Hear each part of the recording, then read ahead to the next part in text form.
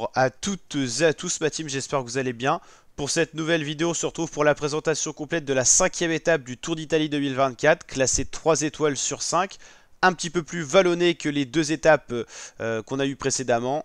Ça sera une étape donc entre la ville de Geneva à Lucca pour un total de 178 km. Étape assez longue avec deux côtes répertoriées sur le programme. La première, le Passo del Bracco, suivi vers l'arrivée du Montamano en 4e catégorie.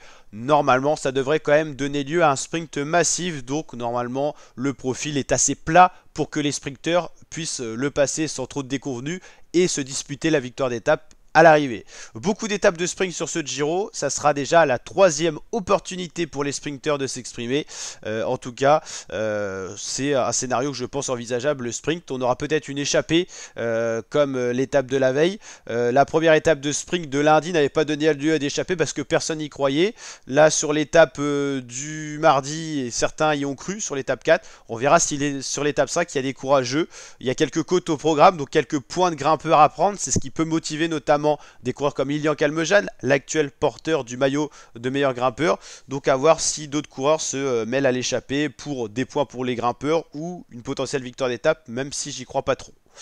Voilà, donc une nouvelle étape pour les sprinteurs avant l'étape 6 qui sera également une opportunité pour les sprinteurs, peut-être moins évidente parce que ça sera plus vallonné et attention aux punchers, surtout qu'on voit sur ce Giro qu'il y a une volonté d'attaquer sur chaque étape, même qui devait être se disputer au sprint massif. On a eu à chaque fois des rebondissements avec des attaques, que ce soit des favoris avec Pogacar, Geraint Thomas ou avec Filippo Ganna. Donc voilà, opportunité, on l'a dit, pour la journée de mercredi et jeudi au sprint. Voilà, vendredi, ça sera le premier contre-la-montre individuel avec 40 km au programme. Là, il y aura des écarts de cré. Samedi, la montagne et dimanche, à nouveau du sprint. Je vous rappelle que lundi prochain, il y aura la journée de repos. On aura l'occasion de l'évoquer sur la chaîne YouTube. On suit en intégralité ce Giro 2024. D'ailleurs, n'hésitez surtout pas à vous abonner, activer la cloche pour ne rien louper de tout ça, c'est bien sûr gratuit. N'hésitez pas à liker la vidéo, le petit pouce bleu des familles, ça fait toujours plaisir et ça nous aide. Et puis n'hésitez pas à réagir en commentaire, qu'est-ce que vous en pensez de ce début de Giro, ça passe vite, on est déjà sur la présentation de l'étape 5. Et je vous rappelle qu'après chacune des étapes, vous pourrez retrouver le résumé complet sur la chaîne YouTube. Et dans la playlist Giro 2024, vous pourrez retrouver chacune des vidéos présentation d'étapes et chacun des résumés pour revivre en intégralité ce qui s'est passé sur le Giro. Et la suite, bien sûr, arrive à chaque fois, chaque jour.